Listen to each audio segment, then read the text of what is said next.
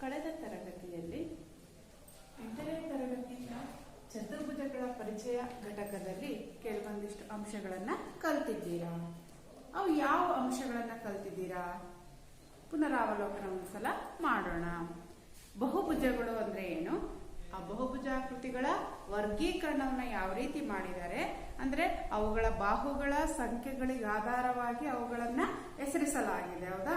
ಅದೇ ರೀತಿ ಯಾವುದೇ ಒಂದು ಬಹುಭುಜದಲ್ಲಿ ಬರ್ತಕ್ಕಂತಹ ಕರ್ಣಗಳನ್ನ ಗುರುತಿಸೋ ವಿಧಾನ ಹೇಗೆ ಮತ್ತು ಅಂತರ್ವಕ್ರ ಬಹಿರ್ವಕ್ರ ಬಹುಭುಜಗಳ ಪರಿಚಯವನ್ನ ಮಾಡ್ಕೊಂಡಿದ್ದೀರಾ.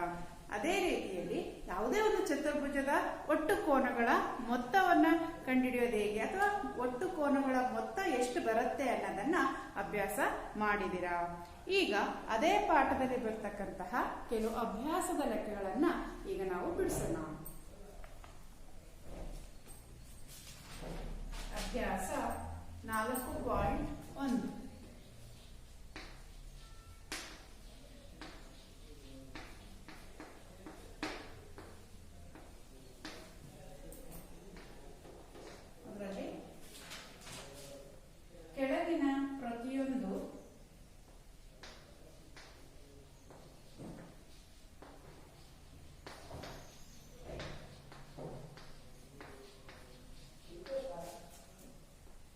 ಕೆಳಗಿನ ಪ್ರತಿಯೊಂದು ಎಷ್ಟು ಕರ್ಣಗಳನ್ನು ಹೊಂದಿದೆ?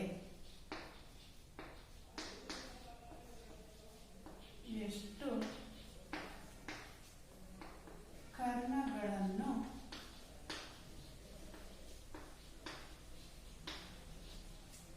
ಹೊಂದಿದೆ ಅಥವಾ ಹೊಂದಿದೆ? Question mark. ಅದರಲ್ಲಿ ಮೊದಲನೇ ಸಮಸ್ಯೆ, ಒಂದು ಬಹಿರ್ವಕ್ರ ಚತುರ್ಭುಜ. ಒಂದು ಬಹಿರ್ವಕ್ರ ಚತುರ್ಭುಜ.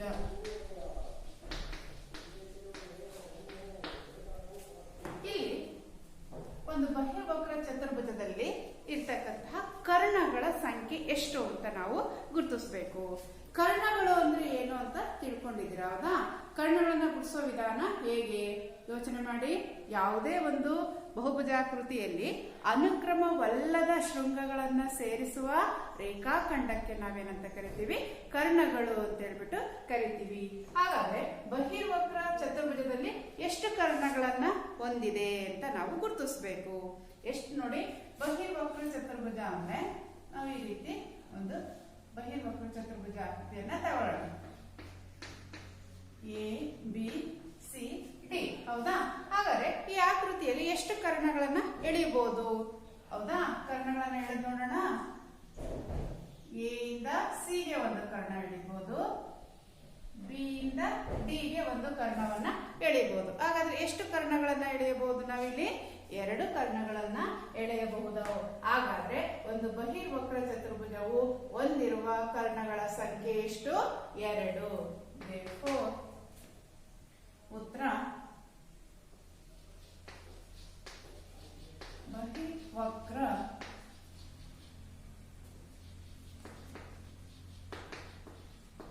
ಚತುರ್ಭುಜದಲ್ಲಿ ಇರುವ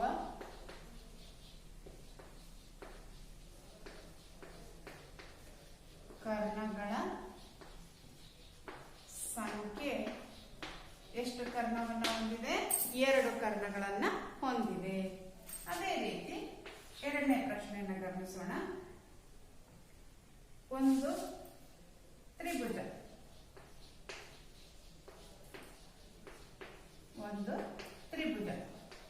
ತ್ರಿಭುಜಾಕೃತಿ ಎಲ್ಲರಿಗೂ ಗೊತ್ತಿದೆಯಲ್ವಾ? ಹಾಗಾದ್ರೆ ತ್ರಿಭುಜ ಅಂದ್ರೆ ಎಷ್ಟು ಬಾಹುಗಳನ್ನ ಹೊಂದಿರುತ್ತೆ? 3 ಬಾಹುಗಳನ್ನ ಹೊಂದಿರುತ್ತೆ. ಹಾಗಾದ್ರೆ ಈ ತ್ರಿಭುಜಾಕೃತಿಯಲ್ಲಿ ನಾವು ಎಷ್ಟು ಕರ್ಣಗಳನ್ನ ಎಳೆಯಬಹುದು? ಯೋಚನೆ ಮಾಡಿ. ಅನುಕ್ರಮವಲ್ಲದ ಶೃಂಗ ತಗೋಬೇಕು. ಇದನ್ನ ಎ ಬಿ ಸಿ 3 ಶೃಂಗಗಳಿದಾವೆ. ಅನುಕ್ರಮವಲ್ಲದ ಶೃಂಗಗಳನ್ನ ನೋಡಿ ನಾವು ಎಳಿಲಿಕ್ಕಾಗತ್ತಾ? ಮತ್ತೆ ಎ ಬಿನೇ ಬರುತ್ತೆ, ಎ ಸಿನೇ ಬರುತ್ತೆ, ಬಿ ಸಿನೇ ಬರುತ್ತೆ. ಇಲ್ಲಿ ನಾವು ಯಾವುದೇ ಕರ್ಣಗಳನ್ನ ಎಳಿಲಿಕ್ಕೆ ಸಾಧ್ಯತೆ ಇಲ್ಲ. ಯಾವುದೇ ಒಂದು ತ್ರಿಭುಜವನ್ನ ನೀಡಿದಾಗ ಆ ತ್ರಿಭುಜದಲ್ಲಿ ನಾವು ಕರ್ಣಗಳನ್ನ ರಚನೆ ಮಾಡಲಿಕ್ಕೆ ಅಥವಾ ಎಳಿಲಿಕ್ಕೆ ಸಾಧ್ಯತೆ ಇಲ್ಲ. ಆದ್ರಿಂದ ಒಂದು ತ್ರಿಭುಜದಲ್ಲಿ ಕರ್ಣಗಳ ಸಂಖ್ಯೆ ಎಷ್ಟಾಗಿರುತ್ತೆ? 0 ಆಗಿರುತ್ತೆ. Therefore, ಒಂದು ತ್ರಿಭುಜದ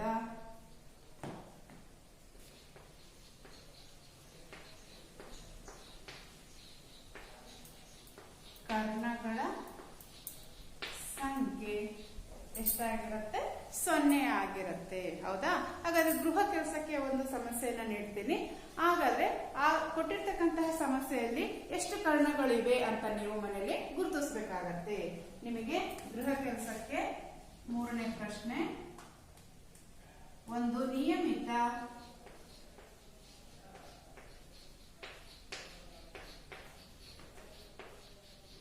ಷಡ್ಭುಜ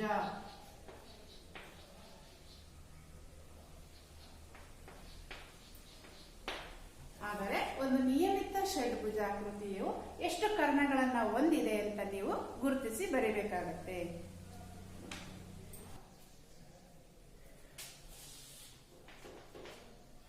ಕೆಳಗೆ ಕೊಟ್ಟಿರುವ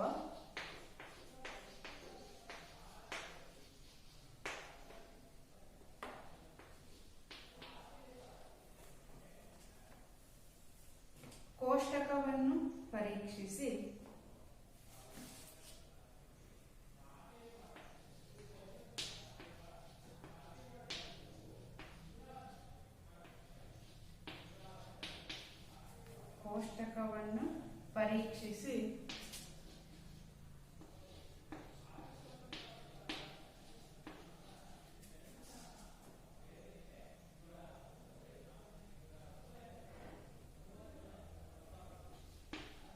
ಪ್ರತಿಯೊಂದು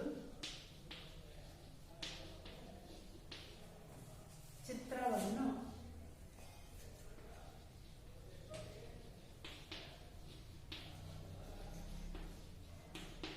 ತ್ರಿಭುಜಗಳಾಗಿ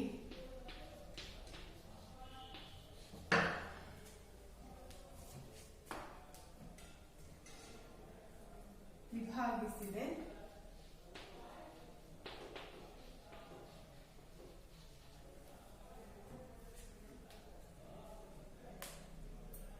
ಅದರಿಂದ ಒಳಕೋನಗಳ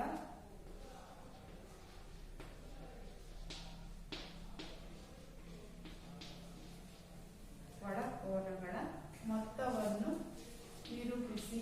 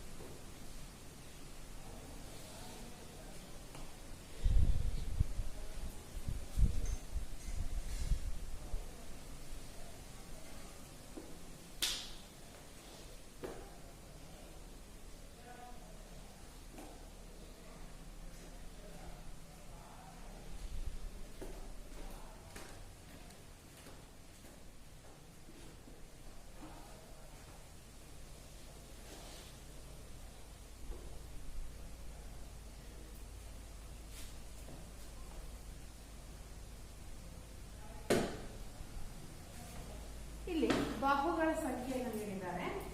ಇಲ್ಲಿ ಬಾಹುಗಳ ಸಂಖ್ಯೆ 3, ಇಲ್ಲಿ ಬಾಹುಗಳ ಸಂಖ್ಯೆ 4,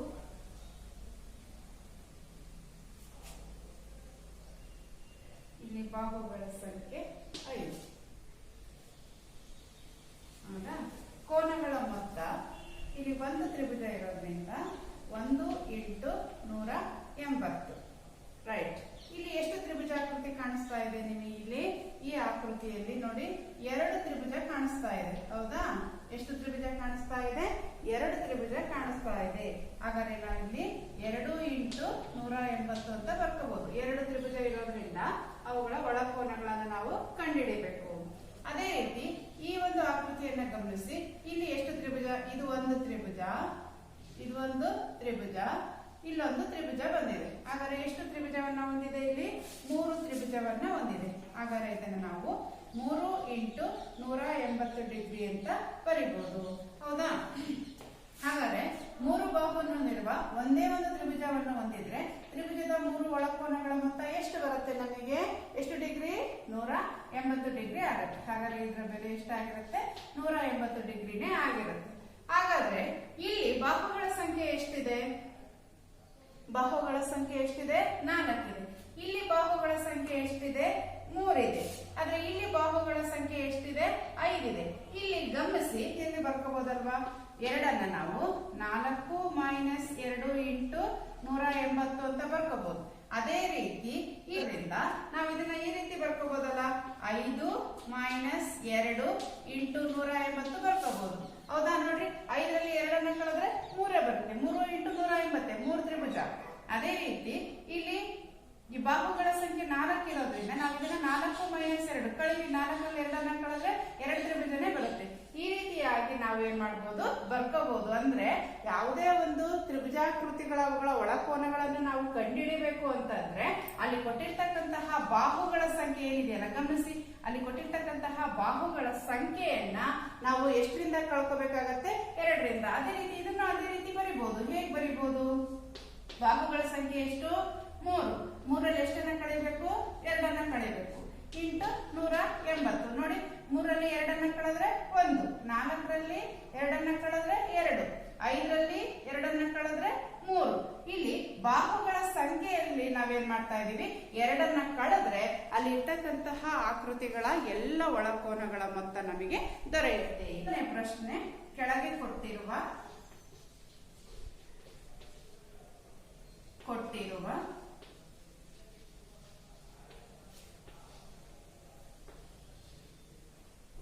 ಸಂಖ್ಯೆಯ ಬಾಹುಗಳನ್ನು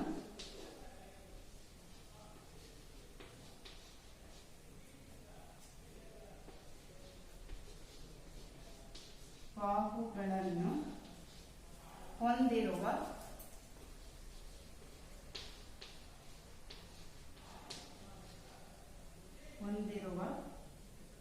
ಬಹಿರ್ವಕ್ರ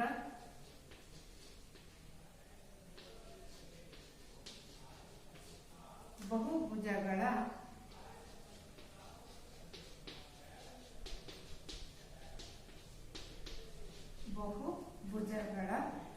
ಒಳಕೋನಗಳ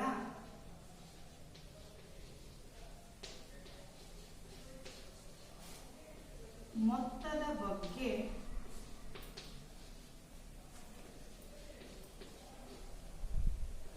ಏನು ಹೇಳುವಿರಿ?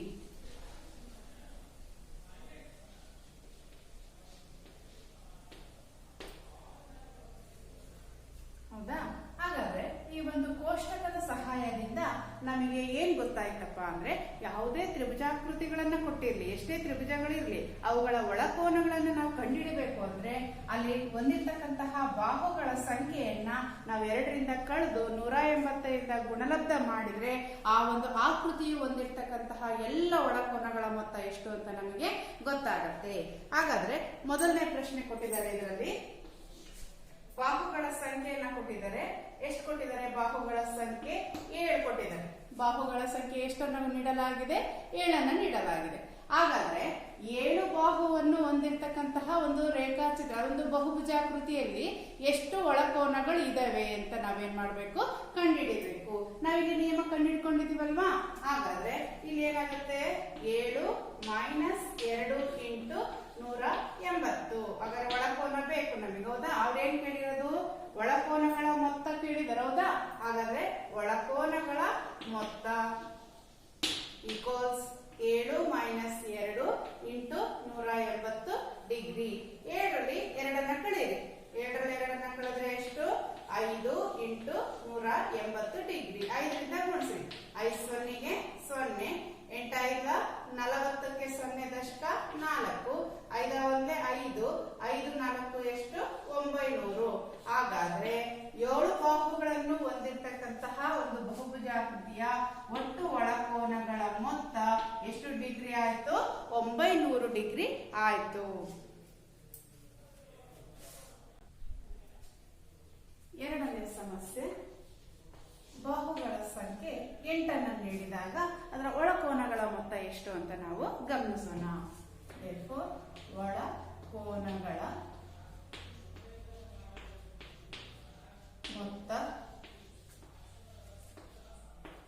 ಈಕ್ವಲ್ಸ್, ನಾವು ಕೊಟ್ಟಿರ್ತಕ್ಕಂತಹ ಬಾಹುಗಳ ಸಂಖ್ಯೆ ಏನಿದೆ ಆ ಸಂಖ್ಯೆಯಿಂದ 2 ಕಳ್ಕೊಂಡು 180 ಡಿಗ್ರಿಯಿಂದ ಗುಣಿಸೋಣ. 8ರಲ್ಲಿ 2 ಕಳೆದ್ರೆ ಎಷ್ಟು, 6 ಇಂಟು 180 ಡಿಗ್ರಿ. ಈಗ ಗುಣಿಸಿ. 6 ಸೊನ್ನೆಗೆ 0, 8 6 48ಕ್ಕೆ 8 ದಶಕ 4, 6 ಒಂದೇ 6, 6 4 ಎಷ್ಟು, 10. therefore 8 ಬಾಹುವನ್ನು ಹೊಂದಿರತಕ್ಕಂತಹ ಒಂದು ಬಹುಭುಜಾದ ಕೊಟ್ಟಿರ್ತಕ್ಕಂತಹ ಆಕೃತಿಯು ಅದರ ಬರ್ತಕ್ಕಂತಹ ಒಳಕೋನಗಳ ಮೊತ್ತ ಎಷ್ಟು ಡಿಗ್ರಿ ಆಗಿರುತ್ತಪ್ಪ ಅಂದ್ರೆ 1080 ಡಿಗ್ರಿಗೆ ಸಮ ಆಗಿರುತ್ತೆ. ನಿಮಗೆ ಗೃಹ ಕೆಲಸಕ್ಕೆ 2 ಸಮಸ್ಯೆಯನ್ನು ನೀಡ್ತಾ ಇದ್ದೀನಿ. ಬಾಹುಗಳ ಸಂಖ್ಯೆ, ಗೃಹ ಕೆಲಸಕ್ಕೆ ಪ್ರಶ್ನೆ ಮೇಲೆ ನೀಡಿದೆ. ಬಾಹುಗಳ ಸಂಖ್ಯೆ ಮಾತ್ರ ನಾನು ನೀಡ್ತಾ ಇದ್ದೀನಿ. ಬಾಹುಗಳ ಸಂಖ್ಯೆ 10, ನೆಕ್ಸ್ಟ್ ಬಾಹುಗಳ ಸಂಖ್ಯೆ 12. ಈ 2 ಸಮಸ್ಯೆಗಳನ್ನ ನೀವು ಮನೆಯಲ್ಲಿ ಬಿಡಿಸಿ.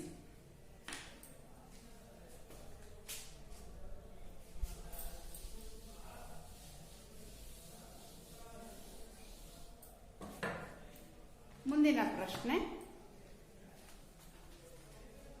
ನಿಯಮಿತ ಬಹುಭುಜಾಕೃತಿ ಎಂದರೇನು?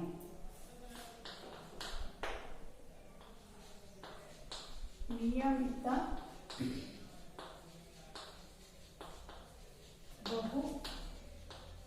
ಬಹುಭುಜಾಕೃತಿ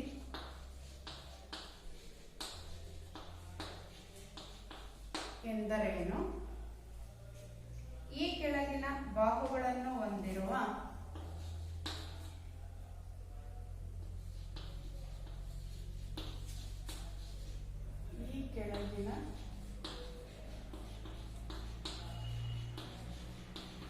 ಬಾಹುಗಳನ್ನು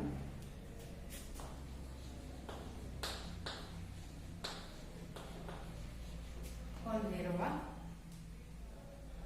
ನಿಯಮಿತ ಬಹುಭುಜಗಳನ್ನು ಹೆಸರಿಸಿ.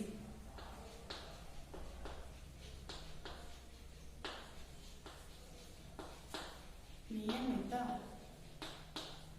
ಬಹುಭುಜಗಳನ್ನು ಹೆಸರಿಸಿ. ಹೌದಾ?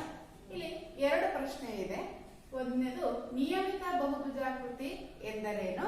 ಈ ಕೆಳಗಿನ ಬಾಹುಗಳು ಹೊಂದಿರುವ ನಿಯಮಿತ ಬಹುಭುಜಾಕೃತಿಗಳನ್ನು ಹೆಸರಿಸಿ ಅಂತ ಹೇಳಿದರೆ, ಆ ಬಾಹುಗಳು ಯಾವ್ಯಾವುದು ಅಂದ್ರೆ ಅದರಲ್ಲಿ ಎ ಪ್ರಶ್ನೆ 3 ಬಾಹುಗಳು, ಬಿ ಪ್ರಶ್ನೆ 4 ಬಾಹುಗಳು,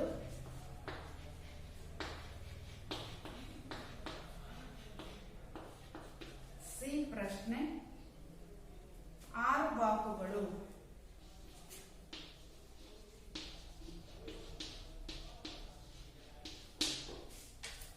ಹೌದಾ?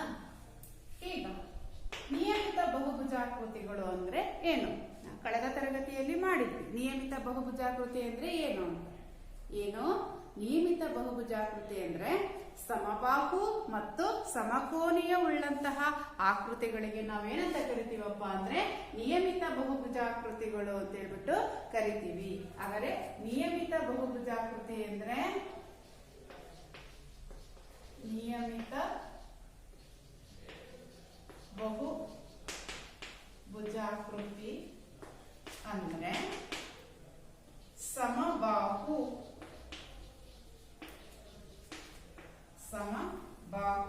ಮತ್ತು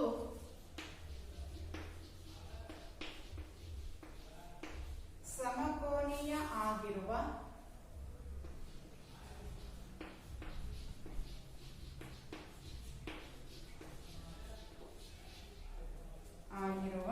ಒಂದು ಬಹುಭುಜಾಕೃತಿಯನ್ನು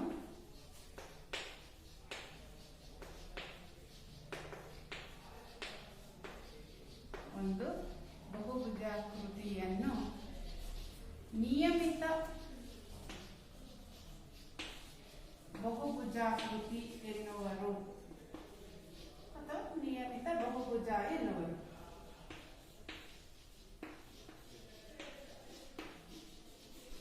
ನಿಯಮಿತ ಬಹುಭುಜಾಕೃತಿಯಲ್ಲಿ ಎಲ್ಲ ಕೋನಗಳು ಸಮ ಇರ್ತವೆ ಮತ್ತು ಎಲ್ಲ ಬಾಹುಗಳು ಕೂಡ ಏನಾಗಿರ್ತವೆ, ಸಮನಾಗಿರ್ತವೆ. ಇದರಲ್ಲಿ ಎರಡನೇ ಪ್ರಶ್ನೆ ಹೇಳಿದೆ, ಈ ಕೆಳಗಿನ ಬಾಹುಗಳನ್ನು ಹೊಂದಿರುವ ನಿಯಮಿತ ಬಹುಭುಜಗಳನ್ನ ಹೆಸರಿಸಿ ಅಂತ. ಅದರಲ್ಲಿ ಮೊದಲನೇದು ಎಷ್ಟು ಬಾಹುಗಳನ್ನು ಹೊಂದಿದೆ? 3 ಬಾಹುಗಳನ್ನು ಹೊಂದಿದೆ.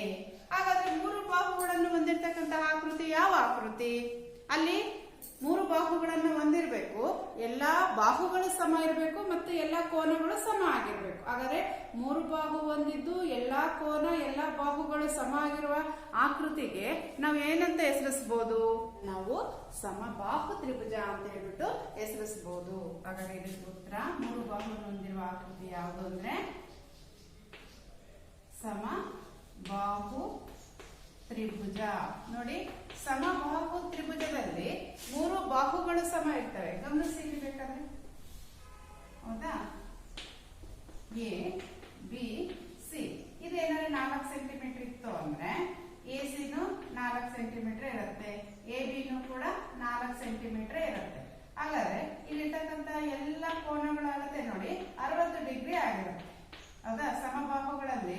ಸಮಬಾಹು ತ್ರಿಭುಜದಲ್ಲಿ ಎಲ್ಲ ಕೋನನು 60 ಡಿಗ್ರಿ ಆಗಿರುತ್ತೆ. 6 3 18 ಅಂದ್ರೆ 180 ಡಿಗ್ರಿ ಒಳಕೋನಗಳು ಮೊತ್ತ ಸಿಕ್ತು ನಮಗೆ. ಇಲ್ಲಿ ನೋಡಿ, ಬಾಹುಗಳು ಎಲ್ಲ ಸಮ ಇದಾವೆ, ಕೋನಗಳು ಕೂಡ ಸಮ ಆಗಿದಾವೆ. ಅದೇ ತಾನೇ ಹೇಳ್ತಾರೆ ನಮಗೆ ನಿಯಮಿತ ಬಹುಭುಜಾಕೃತಿ ಅಂದ್ರೆ ಸಮಬಾಹು ಮತ್ತು ಸಮಕೋನೀಯ. ನೋಡಿ, ಸಮಬಾಹು ಮತ್ತು ಸಮಕೋನೀಯ ಆಗಿದೆ, ಹೌದಾ?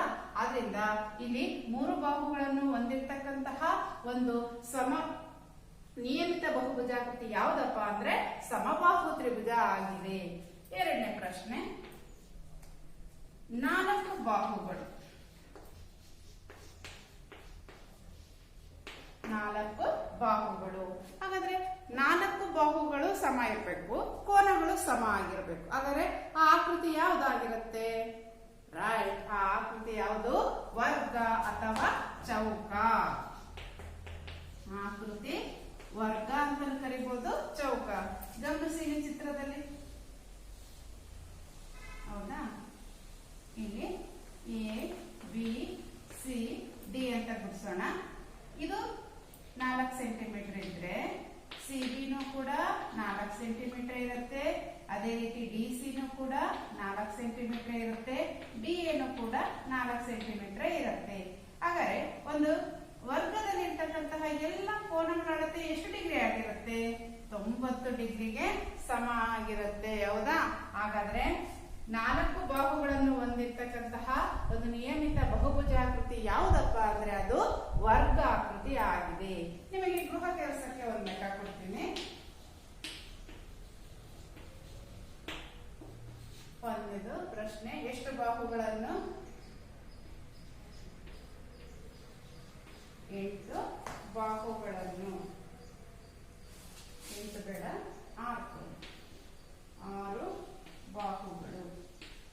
ಹಾಗಾದ್ರೆ 6 ಬಾಹುಗಳನ್ನು ಹೊಂದಿರತಕ್ಕಂತಹ ನಿಯಮಿತ ಬಹುಭುಜ ಯಾವುದು ಅಂತ ನೀವು ಗುರುತಿಸಿ ಬರಿಬೇಕಾಗತ್ತೆ.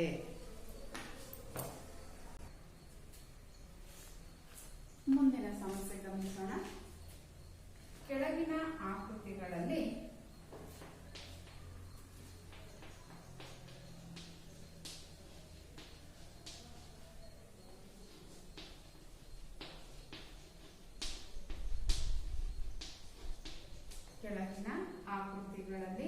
x ನ ಬೆಲೆ ಕಂಡುಹಿಡಿಯಿರಿ. x ನ ಬೆಲೆಗಳನ್ನು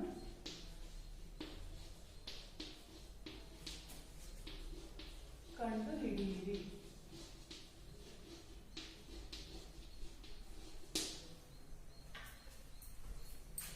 ಒಂದು ರೇಖಾಚಿತ್ರವನ್ನು ನೀಡಲಾಗಿದೆ.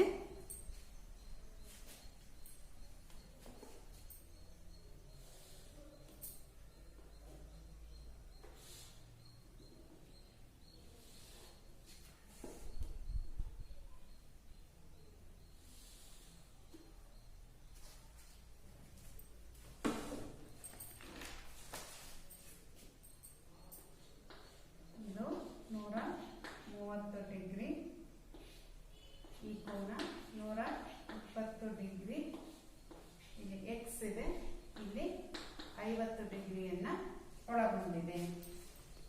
ಈ ಆಕೃತಿಯಲ್ಲಿ ಇರ್ತಕ್ಕಂತಹ ಎಕ್ಸ್ ನ ಬೆಲೆಯನ್ನ ಕಂಡುಹಿಡಿಯಬೇಕು. ಇದು ಒಂದು ಯಾವ ಆಕೃತಿಯಾಗಿದೆ? ಇದು ಒಂದು ಚತುರ್ಭುಜಾಕೃತಿ ಆಗಿದೆ. ಹೌದಾ? ಚತುರ್ಭುಜಾಕೃತಿಯಲ್ಲಿ 3 ಕೋನದ ಬೆಲೆಯನ್ನ ಕೊಟ್ಟಿದ್ದಾರೆ. ನಾವು ಇನ್ನೊಂದು ಕೋನದ ಬೆಲೆಯನ್ನು ನಾವು ಕಂಡುಹಿಡಿಯಬೇಕು. ಆ ಕೋನ ಏನಾಗಿದೆ? ಎಕ್ಸ್ ಆಗಿದೆ. ಹಾಗಾದ್ರೆ ನಾವಿಲ್ಲಿ ಈ ಚತುರ್ಭುಜಾಕೃತಿಯ ಒಟ್ಟು ಒಳಕೋನಗಳ ಮೊತ್ತದ ಗುಣಲಕ್ಷಣಗಳನ್ನ ನಾವು ಉಪಯೋಗಿಸಿಕೊಂಡು ನಾವು ಎಕ್ಸ್ ನ ಬೆಲೆಯನ್ನ ಸುಲಭವಾಗಿ ಕಂಡುಹಿಡಿಯಬಹುದು. ಈ ಚತುರ್ಭುಜಕ್ಕೆ ಹೆಸರನ್ನ ನೀಡೋಣ. A B C D. ಹೌದಾ? ಎ ಬಿ ಸಿ ಡಿ ಒಂದು ಚತುರ್ಭುಜ ಆಗಿದೆ. ಚತುರ್ಭುಜದ ಒಟ್ಟು ಒಳಕೋನಗಳ ಮೊತ್ತ ನಮಗೆಲ್ಲ ಗೊತ್ತೇ ಇದೆ. ಎಷ್ಟು ಹಾಗಾದ್ರೆ? ಒಂದು ಚತುರ್ಭುಜದ ಒಟ್ಟು ಒಳಕೋನಗಳ ಮೊತ್ತ 360 ಡಿಗ್ರಿಗೆ ಸಮ ಆಗಿರುತ್ತೆ. ಹಾಗಾದ್ರೆ ಈ ಎ ಬಿ ಸಿ ಡಿ ಚತುರ್ಭುಜದಲ್ಲಿ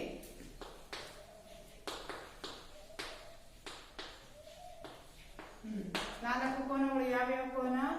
ಕೋನ ಎ ಪ್ಲಸ್ ಕೋನ ಬಿ ಪ್ಲಸ್ ಕೋನ ಸಿ ಪ್ಲಸ್ ಕೋನ ಡಿ ಈಸ್ ಈಕ್ವಲ್ ಟು ಎಷ್ಟು ಡಿಗ್ರಿ ಆಗಿರುತ್ತೆ?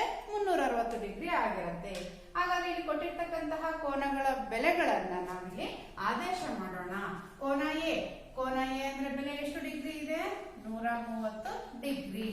ಕೋನ ಬಿ ಅಂದ್ರೆ 120 ಡಿಗ್ರಿ ಪ್ಲಸ್ ಕೋನ ಸಿ ಅಂದ್ರೆ ಬೆಲೆ ಕೊಟ್ಟಿಲ್ಲ ನಮಗೆ, ಅದ್ರ ಜಾಗದಲ್ಲಿ ಏನ್ ಕೊಟ್ಟಿದ್ದಾರೆ? ಎಕ್ಸ್ ಕೊಟ್ಟಿದ್ದಾರೆ. ಹಾಗಾದ್ರೆ ಎಕ್ಸ್ ಬರ್ಕೊಳ್ಳೋಣ. ಕೋನ ಡಿ ಕೋನದ ಬೆಲೆ ಎಷ್ಟಿದೆ? 50 ಇದೆ. Equals 360 degree. ನಾವು ಈ 3 ಬೆಲೆಗಳನ್ನ ನಾವೇನ್ ಮಾಡ್ಕೋಬೇಕು? ಕೂಡ್ಕೋಬೇಕು. ಕೂಡಿ 0 ಬರುತ್ತೆ. 5ಕ್ಕೆ 2 ಸೇರಿಸಿದ್ರೆ 7, 7 3 10ಕ್ಕೆ 0 ದಶಕ 1 2 1 3. ಇಲ್ಲಿ ಎಕ್ಸ್ ಆಗಿ ಇಟ್ಕೊಳ್ಳಿ.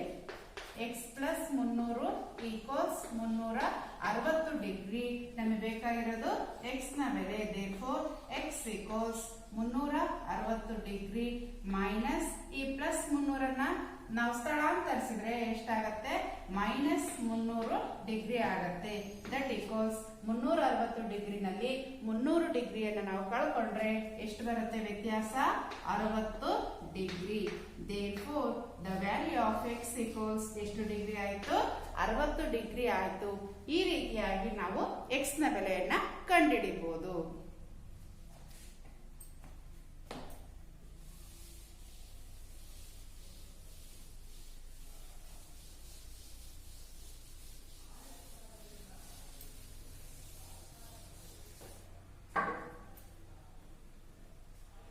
ಎರಡನೇ ಆಕೃತಿ.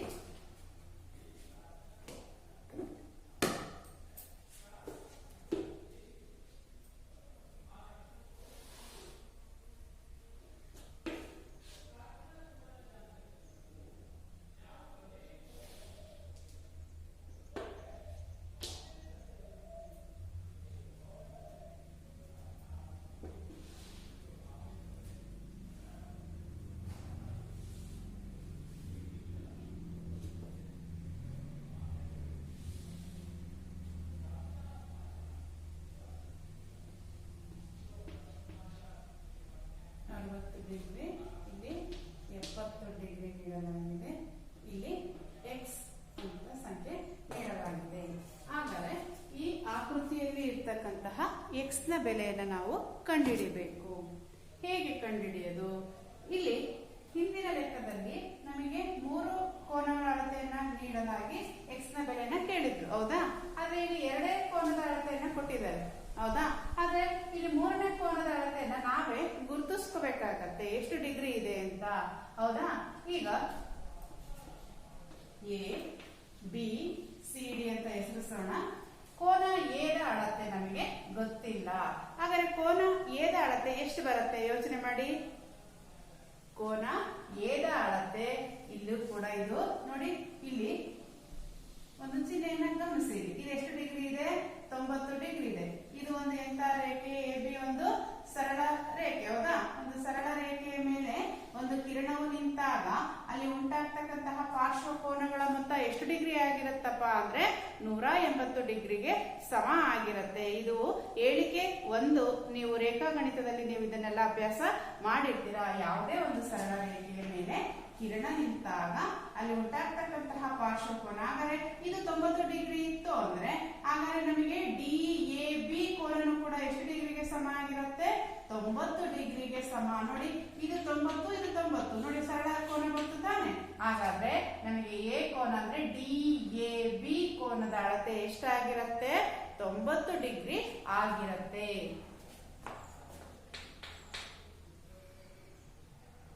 ಡಿ ಎ ಬಿ ಕೋನ ಈಸ್ ಈಕ್ವಲ್ ಟು ಎಷ್ಟು degree?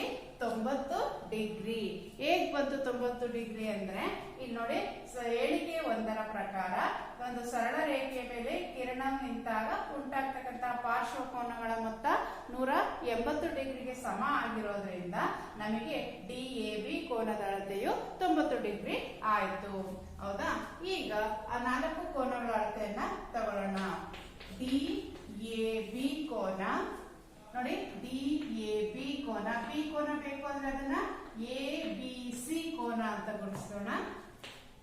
Plus A B C ಕೋನ, ಸಿ ಕೋನವನ್ನ ಬಿ ಸಿ ಡಿ ಕೋನ ಅಂತ ಗುರುತಿಸೋಣ.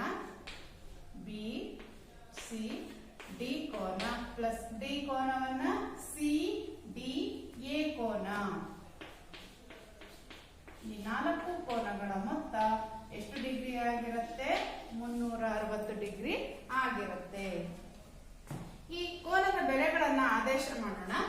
ಡಿ ಎ ಬಿ ಕೋನ, ಡಿ ಎ ಬಿ ಕೋನ ಎಷ್ಟು ಡಿಗ್ರಿ ಇದೆ? 90 ಡಿಗ್ರಿ ಇದೆ. ಅದೇ ರೀತಿ A B C, A B C ಅಂದ್ರೆ ಎಷ್ಟು ಡಿಗ್ರಿ ಇದೆ? ಬಿ ಕೋನ 60 degree. Next B C D, B C D ಕೋನ ಎಷ್ಟು ಡಿಗ್ರಿ ಇದೆ? 70 ಡಿಗ್ರಿ ಇದೆ. ಸಿ ಡಿ ಎ ಕೋನದ ಅಳತೆ ಎಕ್ಸ್ ಆಗಿದೆ. Equals 360 degree. ಈಗ ಇವಷ್ಟನ್ನು ನಾವೇನ್ ಮಾಡ್ಕೊಳ್ಳೋಣ? ಕೂಡ್ಕೊಳ್ಳೋಣ, ಮೊತ್ತವನ್ನ ಕಂಡುಹಿಡ್ಕೊಳ್ಳೋಣ. 90ಕ್ಕೆ 70 ಕೂಡಿಸಿದ್ರೆ ಎಷ್ಟು ಬರುತ್ತೆ? ಇಲ್ಲಾಂದ್ರೆ ಡೆಪ್ಯೂಟಿ ಸ್ಥಾನ ಕೂಡ್ಕೊಳ್ಳಿ. 0. 9ಕ್ಕೆ 6 ಕೂಡಿಸಿದ್ರೆ ಎಷ್ಟು? 15. 15 7 ಎಷ್ಟು? 22 plus X equals 360 degree. therefore x equals 360 degree minus 220 degree. That equals ನಾವು ಕಳ್ಕೊಳ್ಳೋಣ. ಇಲ್ಲಿ ಸೈಡಿಗೆ ಹಾಕೊಂಡ್ಬೇಕಾದ್ರೆ ಕಳ್ಕೊಳ್ಳಿ. 360 220. 6ರಲ್ಲಿ 2 ಕಳೆದ್ರೆ ಎಷ್ಟು? 4ರಲ್ಲಿ 2 ಕಳೆದ್ರೆ ಎಷ್ಟು ಬರುತ್ತೆ? 1. 140. therefore value of X equals ಎಷ್ಟು ಡಿಗ್ರಿ ಬಂತು? 140 ಡಿಗ್ರಿ ಆಯಿತು. ಅಭ್ಯಾಸದಲ್ಲಿ ಇದೇ ರೀತಿಯ ಸಮಸ್ಯೆಗಳನ್ನು ನೀಡಲಾಗಿದೆ. ನೀವು ಅದನ್ನ ಮನೆಯಲ್ಲಿ ಲೆಕ್ಕಗಳನ್ನ ಬಿಡಿಸಿ. ಮುಂದಿನ ಸಮಸ್ಯೆನ ನೋಡೋಣ. X Y Z, X Y Z ಬೆಲೆಗಳನ್ನು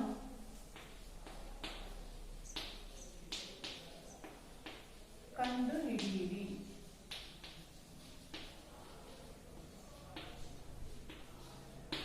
ಒಂದು ರೇಖಾಚಿತ್ರವನ್ನು ನೀಡಲಾಗಿದೆ. ಪ್ಲಸ್ ಪ್ಲಸ್ ಅಂತ ನೀಡಲಾಗಿದೆ X plus Y plus Z. ರೇಖಾಚಿತ್ರನ ರಚಿಸ್ಕೊಳ್ಳೋಣ.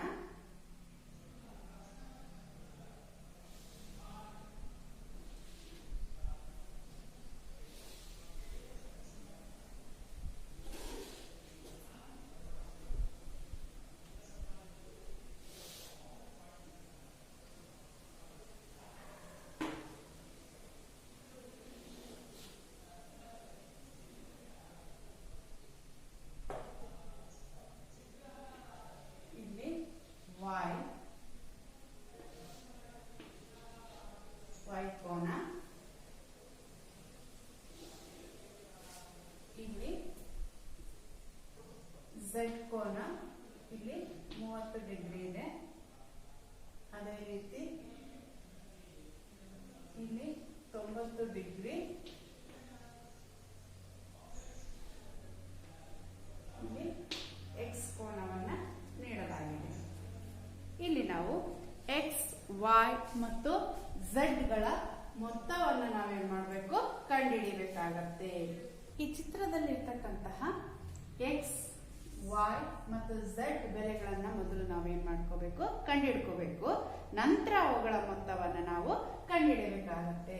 ಮೊದಲನೇದಾಗಿ ಈ x ನ ಬೆಲೆ ಎಷ್ಟು ಅಂತ ನಾವು ಕಂಡುಹಿಡಬೇಕು. ಇಲ್ಲಿ ಗಮನಿಸಿ, ಇದು ಒಂದು ಸರಳ ರೇಖೆ, ಇದು ಒಂದು ಕಿರಣ ಆಗಿರೋದ್ರಿಂದ ಹೇಳಿಕೆ ಪ್ರಕಾರ ಈ ಎರಡು ಪಾರ್ಶ್ವ ಕೋನಗಳ ಮೊತ್ತ ಎಷ್ಟಾಗಿರುತ್ತೆ, 180 ಡಿಗ್ರಿಗೆ ಸಮ ಆಗಿರುತ್ತೆ. ಹಾಗಾದ್ರೆ ಈ ಎರಡು ಪಾರ್ಶ್ವ ಕೋನಗಳ ಮೊತ್ತ 180 ಡಿಗ್ರಿ ಆದ್ರೆ ಈ ಎರಡು ಕೋನಗಳನ್ನ ನಾವು ಬರ್ಕೊಳ್ಳೋಣ. ಈಗ ನೋಡಿ, 90 ಡಿಗ್ರಿ ಪ್ಲಸ್ ಎಕ್ಸ್ ಈಕ್ವಲ್ಸ್ ಎಷ್ಟು ಡಿಗ್ರಿ, 180 ಡಿಗ್ರಿ. ನಮಗೆ ಎಕ್ಸ್ ಬೇಕು, ಹೌದಾ? ಹಾಗಾದ್ರೆ ಎಕ್ಸ್ ಈಕ್ವಲ್ಸ್ ಎಷ್ಟಾಗುತ್ತೆ, 180. 90 ಸ್ಥಳಾಂತರಿಸಿದ್ರೆ -90 ಆಗತ್ತೆ.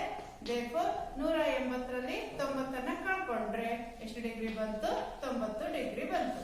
ದೇರ್ಫೋರ್ ಎಕ್ಸ್ ನ ಬೆಲೆ ಎಷ್ಟು ಬಂತು, 90 ಡಿಗ್ರಿ ಬಂತು. ಅದೇ ರೀತಿ ಇಲ್ಲಿ y ನ ಬೆಲೆ ಕಂಡುಕೋಬಹುದು. ಈ y ನ ಬೆಲೆ ಬೇಕು ಅಂದ್ರೆ ಇಲ್ಲಿ ಒಳಕೋನದ ಬೆಲೆ ಗೊತ್ತಿರ್ಬೇಕು ನಮಗೆ. ಆದ್ರೆ ಇಲ್ಲಿ ಒಳಕೋನದ ಬೆಲೆ ಗೊತ್ತಿಲ್ಲ. ಆದ್ರೆ ಇಲ್ಲಿ ಎರಡು ಕೋನ ಕೊಟ್ಟಿದ್ದಾರೆ. ಎಷ್ಟಿದೆ ಇಲ್ಲಿ? ಈ ಕೋನ 90 ಇದೆ, ಈ ಕೋನ 30 ಡಿಗ್ರಿ ಇದ್ರೆ ಹಾಗಾದ್ರೆ ಈ ಕೋನ ಎಷ್ಟು ಡಿಗ್ರಿ ಆಗಿರತ್ತೆ? ಕೂಡಿ 90ಕ್ಕೆ 30ನ್ನ ಕೂಡಿದ್ರೆ ಎಷ್ಟು ಡಿಗ್ರಿ ಬಂತು? 120 ಡಿಗ್ರಿ ಆಯ್ತು. ಹಾಗಾದ್ರೆ ಒಂದು ತ್ರಿಭುಜದ ಒಟ್ಟು ಒಳಕೋನಗಳ ಮೊತ್ತ ಎಷ್ಟು ಡಿಗ್ರಿ ಆಗಿರುತ್ತೆ? 180 ಡಿಗ್ರಿ ಆಗಿರುತ್ತೆ. ಹಾಗಾದ್ರೆ 180ರಲ್ಲಿ 120ನ್ನ ಕಳ್ಕೊಂಡ್ರೆ ನಮಗೆ ಎಷ್ಟು ಡಿಗ್ರಿ ಬರುತ್ತೆ? ಹಾಗಾದ್ರೆ ಈ ಕೋನ 60 ಡಿಗ್ರಿ ಬರುತ್ತೆ, ಹೌದಾ? ಹಾಗಾದ್ರೆ ಈಗ ನಾವು y ಬೆಲೆಯನ್ನ ಕಂಡುಹಿಡಿಬಹುದು. ಹಾಗಾದ್ರೆ ಈ ಎರಡು ಪಾರ್ಶ್ವ ಕೋನಗಳ ಮೊತ್ತ ಎಷ್ಟು ಡಿಗ್ರಿ ಆಗಿರುತ್ತೆ? 180 ಡಿಗ್ರಿ ಆಗಿರುತ್ತೆ. therefore y plus 60 degree is equal to 180 degree. therefore y equals 180 degree minus 60 degree. y equals 180ರಲ್ಲಿ ನಾವು 60 ಡಿಗ್ರಿಯನ್ನ ಕಳ್ಕೋಬೇಕು. ಕಳ್ಕೊಂಡ್ರೆ ಎಷ್ಟು ಸಿಕ್ಕತ್ತೆ ನಮಗೆ? 120 ಡಿಗ್ರಿ. therefore y ನ ಬೆಲೆ 120 ಡಿಗ್ರಿ ಸಿಕ್ತು. ಅದೇ ರೀತಿ z ನ ಬೆಲೆ ಬೇಕು ಅಂದ್ರೆ ಈ ಎರಡು ಪಾರ್ಶ್ವ ಕೋನಗಳ ಮೊತ್ತ 180 ಆಗಿರುತ್ತೆ ಅಂತ ತಗೋಬೇಕಾಗುತ್ತೆ. therefore z plus 30 degree equals 180 degree. z equals 180 minus ಈ ಪ್ಲಸ್ 30ನ್ನ ಈಕ್ವಲ್ಸ್ ಇಂದ ಬಲಭಾಗಕ್ಕೆ ನಾವು ಸ್ಥಳಾಂತರಿಸಿದ್ರೆ ಅದು ಚಿಹ್ನೆ ಬದಲಾಗುತ್ತೆ. ಪ್ಲಸ್ ಇದೇನಾಯ್ತು, ಮೈನಸ್ ಆಯ್ತು. therefore z ಈಕ್ವಲ್ಸ್ 180 ಡಿಗ್ರಿನಲ್ಲಿ 30 ಡಿಗ್ರಿಯನ್ನ ನಾವೇನ್ ಮಾಡ್ಕೋಬೇಕು, ಕಳ್ಕೊಂಡ್ರೆ ನಮಗೆ ಎಷ್ಟು ಡಿಗ್ರಿ ಸಿಕ್ಕತ್ತೆ? 150 ಡಿಗ್ರಿ ಸಿಕ್ಕತ್ತೆ. therefore x ಬೆಲೆ, y ಬೆಲೆ, z ಬೆಲೆ ಸಿಕ್ಕಾದ್ಮೇಲೆ ಅವುಗಳಿಗೆ ನಾವೇನ್ ಕಂಡುಹಿಡಿಬೇಕು? ಮೊತ್ತ ಕಂಡುಹಿಡಿಬೇಕು. therefore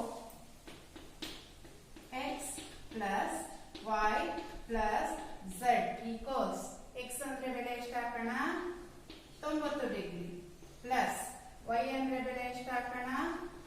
120 ಡಿಗ್ರಿ ಪ್ಲಸ್ z ಅಂದ್ರೆ ಬೆಲೆ ಎಷ್ಟು? 150 ಡಿಗ್ರಿ. ಈ ಮೂರು ಬೆಲೆಗಳನ್ನ ನಾವು ಕೂಡೋಣ. 0ಗೆ 0, 5, 2, 7. 7ಕ್ಕೆ 9ನ್ನ ಕೂಡಿಸಿದ್ರೆ ಎಷ್ಟು? 16. 16ಕ್ಕೆ 6 ದಶಕ 1 2 1 3. ಹಾಗಾದ್ರೆ ಎಷ್ಟು ಡಿಗ್ರಿ ಬಂತು? therefore x plus y plus z equals 360 degree ಬಂತು. ಹಾಗಾದ್ರೆ ಈ x y z ತ್ರಿಭುಜದ ಯಾವ ಭಾಗದಲ್ಲಿದ್ದಾವೆ? ತ್ರಿಭುಜದ ಒಳಗಿದಾವ, ಹೊರಗಿದಾವ? ರೈಟ್. ಈ x y z ಅಂತಕ್ಕಂಥವು ತ್ರಿಭುಜದ ಹೊರಭಾಗದಲ್ಲಿರೋದ್ರಿಂದ ಆ ಎಕ್ಸ್ ವೈ ಝೆಡ್ ಗಳನ್ನ ತ್ರಿಭುಜದ ಹೊರ ಕೋನಗಳು ಅಂತ ಹೇಳ್ಬಿಟ್ಟು ನಾವು ಕರಿತೀವಿ. ಈ ಒಳಗಡೆ ಭಾಗದಲ್ಲಿ ಬರ್ತಕ್ಕಂಥ ಕೋನಗಳು ಒಳ ಕೋನಗಳು, ತ್ರಿಭುಜದಿಂದ ಹೊರಭಾಗದಲ್ಲಿ ಬರ್ತಕ್ಕಂತಹ ಕೋನಗಳು ಹೊರ ಕೋನಗಳಾಗಿರ್ತವೆ. ಈ ಒಂದು ಲೆಕ್ಕದಿಂದ ನಮಗೇನ್ ಗೊತ್ತಾಯ್ತಪ್ಪ ಅಂದ್ರೆ ಒಂದು ತ್ರಿಭುಜದ ಹೊರ ಕೋನಗಳ ಒಟ್ಟು ಮೊತ್ತ ಎಷ್ಟು ಡಿಗ್ರಿ ಆಗಿರುತ್ತೆ? 360 ಡಿಗ್ರಿ ಆಗಿರುತ್ತೆ ಅಂತ ನಮಗೆ ಗೊತ್ತಾಯ್ತು.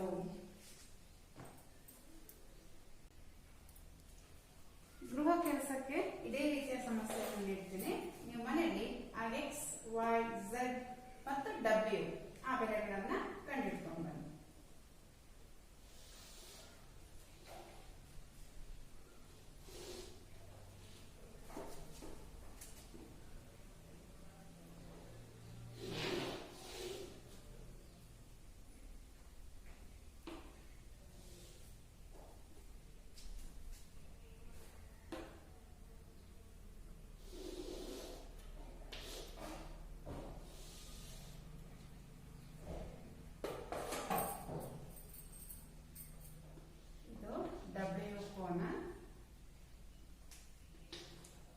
ಇಲ್ಲಿ x 120 ಡಿಗ್ರಿ, ಇಲ್ಲಿ 80 ಡಿಗ್ರಿ, ಇದು ಹೊರ ಕೋನ y ಆಗಿದೆ.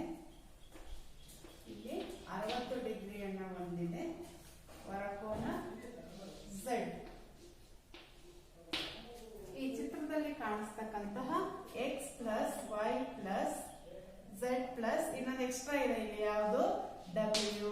ಇದು ನಿಮಗೆ ಗೃಹ ಕೆಲಸಕ್ಕೆ ಲೆಕ್ಕ.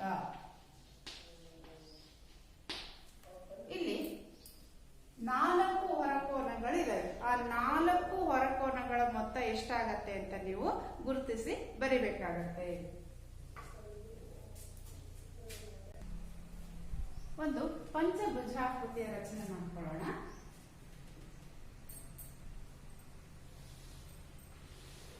ಒಂದು ರೇಖಾಚಿತ್ರ ಬರ್ಕೊಳ್ಳೋಣ first.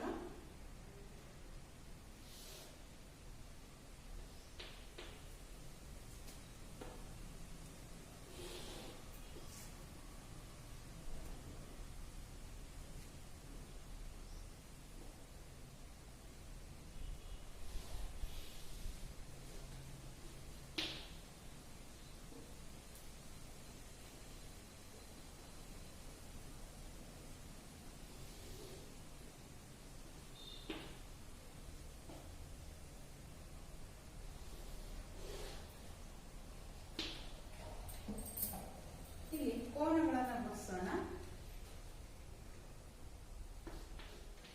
ಶೃಂಗಬಿಂದು A B C D E ಕೋನಗಳನ್ನು ಗುಣಿಸೋಣ. ಈಗ ಕೋನ 1, ಕೋನ 2, ಕೋನ 3, ಇಲ್ಲಿ ಕೋನ 4, ಇಲ್ಲಿ ಕೋನ 5. ಹಾಗಾದ್ರೆ ಈ ಆಕೃತಿಯಲ್ಲಿ ಎಷ್ಟು ಹೊರಕೋನಗಳಿದೆ? ಇದು ಒಂದು ಪಂಚಭುಜಾಕೃತಿ, ಹೌದಾ? 5 ಬಾಹುಗಳನ್ನು ಹೊಂದಿರತಕ್ಕಂತ ಒಂದು ಪಂಚಭುಜಾಕೃತಿ. ಈ ಪಂಚಭುಜಾಕೃತಿಯಲ್ಲಿ ಹೊರಕೋನಗಳು ನೋಡಿ 1 2 3 4 5, ಹೌದಾ? ಈ 5 ಹೊರಕೋನಗಳಿದೆ. ಹಾಗಾದ್ರೆ ಈ 5 ಹೊರಕೋನಗಳ ಮೊತ್ತ ಎಷ್ಟಾಗತ್ತೆ? ನೀವು ಈಗ ತಾನೇ ಕಲ್ತ್ಕೊಂಡ್ರಿ, ಒಂದು ತ್ರಿಭುಜದ ಲೆಕ್ಕವನ್ನ ನೋಡಿದ್ರಿ, ಹೌದಾ? ಆ ತ್ರಿಭುಜದ ಹೊರಕೋನಗಳ ಮೊತ್ತ ಎಲ್ಲ ಕೂಡಿಸಿದ್ರೆ ಎಷ್ಟು ಡಿಗ್ರಿ ಬಂತು? ನಮಗೆ 360 ಡಿಗ್ರಿ ಬಂತು. ಈಗ ಇದು ಪಂಚಭುಜಾಕೃತಿ ಇದೆ. ಇಲ್ಲೂ ಸಹ ಅಷ್ಟೇ, ನೀವು ಈ ಎಲ್ಲ ಹೊರಕೋನಗಳನ್ನ ಕೂಡಿದ್ರೆ ಬರ್ತಕ್ಕಂತಹ ಮೊತ್ತ ಎಷ್ಟಾಗಿರುತ್ತಪ್ಪ ಅಂದ್ರೆ 360 ಡಿಗ್ರಿನೇ ಆಗಿರುತ್ತೆ. ಕೋನ 1 ಪ್ಲಸ್ ಕೋನ 2 ಪ್ಲಸ್ ಕೋನ 3 ಕೋನ 4 ಕೋನ 5 ಇಸ್ ಈಕ್ವಲ್ ಟು ಎಷ್ಟು ಡಿಗ್ರಿ ಆಗಿರುತ್ತೆ? 360 ಡಿಗ್ರಿಗೆ ಸಮ ಆಗಿರುತ್ತೆ. ಈ ಅಂಶದಿಂದ ನಮ್ಗೆ ಏನ್ ಗೊತ್ತಾಗತ್ತಪ್ಪ ಅಂದ್ರೆ, ಯಾವುದೇ ಒಂದು ಬಹುಭುಜಾಕೃತಿ ಆಗಿರ್ಲಿ, ಆ ಬಹುಭುಜಾಕೃತಿಗಳ ಬಾಹುಗಳ ಸಂಖ್ಯೆ ಎಷ್ಟೇ ಆಗಿರ್ಲಿ, ತ್ರಿಭುಜ ಆಗಿರ್ಲಿ, ಚತುರ್ಭುಜ ಆಗಿರ್ಲಿ, ಪಂಚಭುಜ ಆಗಿರ್ಲಿ, ಅಷ್ಟಭುಜ, ಎಷ್ಟೇ ಬಾಹುಗಳನ್ನ ಹೊಂದಿರ್ಲಿ, ಎಷ್ಟೇ ಬಾಹುಗಳನ್ನ ಹೊಂದಿದ್ರೂ ಸಹ ಈ ಒಂದು ಬಹುಭುಜಾಕೃತಿಯ ಎಲ್ಲ ಹೊರಕೋನಗಳ ಮೊತ್ತವು ಎಷ್ಟು ಡಿಗ್ರಿಗೆ ಸಮ ಆಗಿರುತ್ತಪ್ಪ ಅಂದ್ರೆ 360 ಡಿಗ್ರಿಗೆ ಸಮ ಆಗಿರುತ್ತೆ. ದೇರ್ಫೋರ್ ಯಾವುದೇ ಒಂದು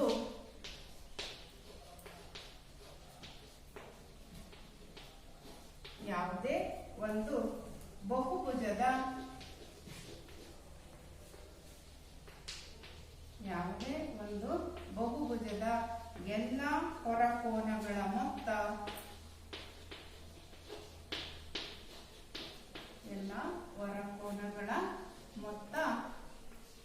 ಎಷ್ಟು ಡಿಗ್ರಿಗೆ ಸಮ ಆಗಿರುತ್ತೆ?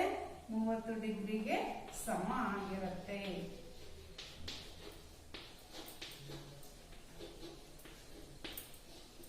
ಹೌದಾ?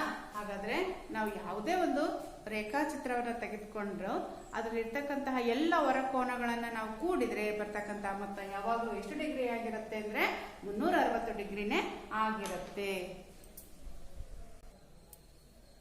ಸಮಸ್ಯೆಯನ್ನ ಗಮನಿಸೋಣ. ಉದಾಹರಣೆ 1, ಚಿತ್ರದಲ್ಲಿ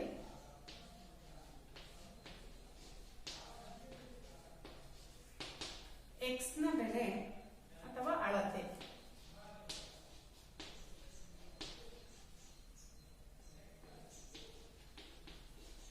x ನ ಅಳತೆಯನ್ನು ಕಂಡುಹಿಡಿಯಿರಿ.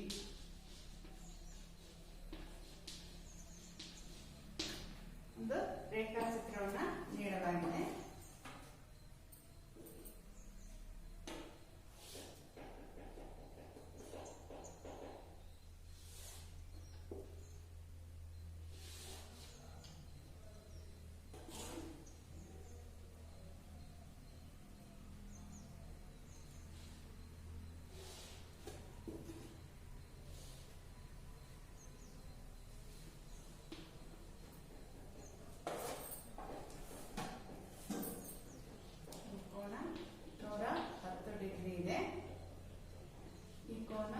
x ಆಗಿದೆ.